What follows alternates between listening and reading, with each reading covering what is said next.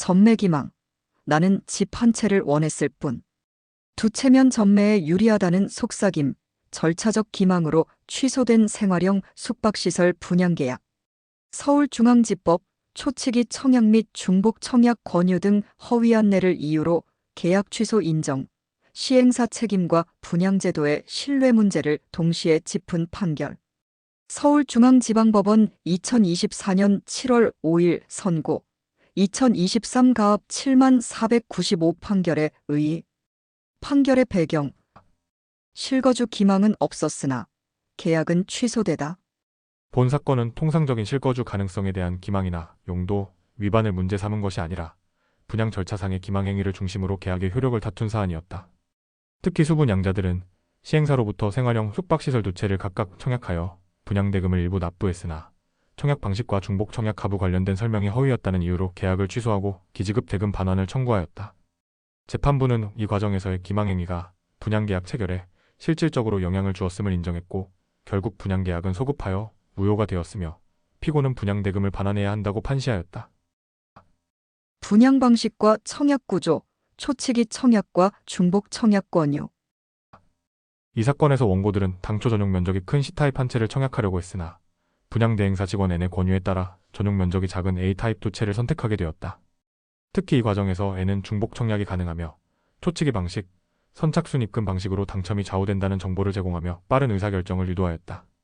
그러나 정작 해당 숙박시설의 분양 광고안과 안내문에는 1인당 한 건 청약 제한이 명시되어 있었고 청약은 공개 모집 공개 추첨의 절차를 거쳐야 한다고 기재되어 있었으며 중복 청약은 원칙적으로 무효 처리 대상이었다. 결국 N의 설명은 분양제도의 원칙과 배치되는 내용이었다는 점에서 허위 정보 제공이 명백한 것으로 드러났다. 서울 중심 남산 및 어릴 적 살던 동네 나는 살려고요. 아, 살려고? 이왕 마음 먹었다면 일단 한번 와봐. 실거주 목적의 집을 찾던 이가 왜 두 채를 동시에 선택했는지 나는 그 동기를 살폈다. 설명은 사실과 달랐고 청약 방식은 법정 기준에 어긋났다. 유혹은 수분양자의 몫이지만 그 유혹을 허위로 만든 자가 누구인지 분명하다면 책임은 그 자에게 귀속되어야 한다. 계약은 단순한 거래가 아니라 법적 형성행위다. 그 기초가 허위일 경우 법은 이를 보호할 수 없다. 나는 오늘 법의 언어로 신뢰의 무게를 다시 적는다. 단지 어릴 적 추억이 있는 동네에 살고 싶었다. 그러나 허위 안내가 초래한 법적 귀속, 신뢰의 균형이 무너진 계약은 법으로 구제해야 한다. 기망 행위의 법적 평가. 단순 실수가 아닌 적극적 허위 고지. 법원은 분양대행사 직원 N이 청약 전 중복 청약 가능성과 초치기 방식 등을 안내한 것은 단순한 실수나 오해가 아닌 계약 체결을 유도하기 위한 적극적 허위사실 고지에 해당한다고 판단하였다. 더욱 이 사건은 6월 17일 청약, 6월 18일 당첨 안내, 그리고 계약일은 청약 기한이 만료된 6월 21일이라는 시차적 경과가 있었으며 이 시점은 실제로 일부 미분양이 존재했을 가능성이 크다. 하지만 N이 중복 청약이 허용된다고 주장한 시점은 청약 개시 이전이었고 향후 미분양이 발생할지 여부조차 확정되지 않았던 만큼 사전 안내는 결과론적 정당화가 불가능하다. 따라서 N의 고지는 수의계약 가능성을 가장한 허위기망으로 계약의 근본적 의사결정에 영향을 주었다고 법원은 봤다.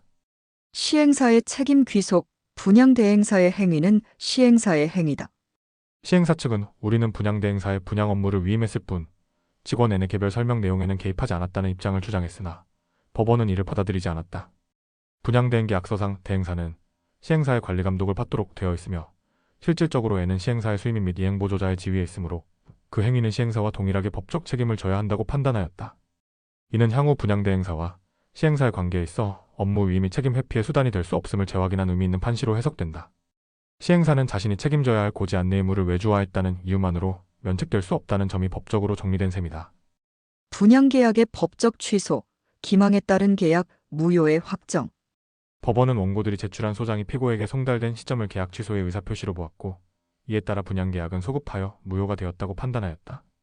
이에 따라 피고는 원고 A에게 약 1억 1,640만 원, 원고 B에게 약 1억 1,520만 원의 분양대금을 반환해야 하며 이에 대한 법정이자 송달일부터 판결일까지 5%, 이후 12%도 추가로 부담하게 되었다. 특히 법원은 원고들이 처음에는 C타입 한 채를 고려했음에도 N의 기망에 의해 A타입 두 채를 선택하게 되었다는 점에서 명확한 인과관계를 인정하고 만약 기망행위가 없었더라면 계약이 체결되지 않았을 가능성을 인정하였다. 이는 계약서에 자필 서명이 있더라도 동기 형성에 중대한 왜곡이 있으면 취소할 수 있음을 다시 한번 확인시켜준 판시다. 원고들에게 전매 차익을 얻으려는 의사가 있었다는 이유로 취소권 행사가 신의 측에 반한다고 볼 수 없고 피고 측의 기망행위로 인하여 착오를 일으킨 원고들을 계약의 구속력에서 벗어날 수 있도록 보호할 필요가 있다. 판결의 실무적 의의, 분양제도 왜곡과 허위고지 계약 취소 선례. 생활형 숙박시설과 관련된 다수 소송들은 보통 주거 가능성에 대한 기망, 국토부 사용 불가 고시, 용도 위반 등을 중심으로 계약의 취소를 주장한다. 그러나 본 사건은 분양 절차의 허위 안내 자체가 계약을 취소할 수 있는 핵심 사유가 된 사례라는 점에서 생숙 소송의 법리를 넓히는 중대한 판례로 평가된다. 특히 분양 과정에서의 설명 의무 위반, 분양제도 왜곡, 그리고 명의 변경 요구 등을 근거로 분양계약 자체를 소급 무효화한 것은 향후 생숙 분양계약 취소 소송에서 기망사실의 범위를 확대 적용할 수 있는 근거로 활용될 수 있다. 향후 파장과 적용 가능성, 다체계약, 초치기, 대행사 기망 모두 검토 대상. 이 판결은 타체 청약, 초치기 분양, 명의 변경 유도, 공개 모집 절차 왜곡, 대행사 직원의 기망행위 등 현실 분양 현장에서 빈번하게 발생하는 여러 문제들을 전방위적으로 법리화한 점에서 선례로서의 가치가 크다. 실거주 목적의 기망이 없다고 하여도 청약 과정의 절차적 기망만으로 계약을 뒤집을 수 있다는 점은 생숙뿐만 아니라 오피스텔, 지식산업센터, 상가 등 상업용 부동산 분양 전반에 영향을 미칠 수 있다. 이 판결을 통해 향후 수분 양자들은 절차상 불법 및 허위 안내에 초점을 맞추어 계약 취소를 주장하는 전략을 선택할 수 있으며 법원은 이에 대해 실질적으로 판단할 수 있는 기준을 갖추게 되었다. 생활형 숙박시설 문제는 단지 한두 건의 소송으로 끝날 사안이 아니다. 대한민국 부동산 시장의 신뢰를 회복하기 위해 반드시 짚고 넘어가야 할 사회적 과제다. 수십만의 피해자가 생긴 지금 더 이상의 침묵은 공범이다.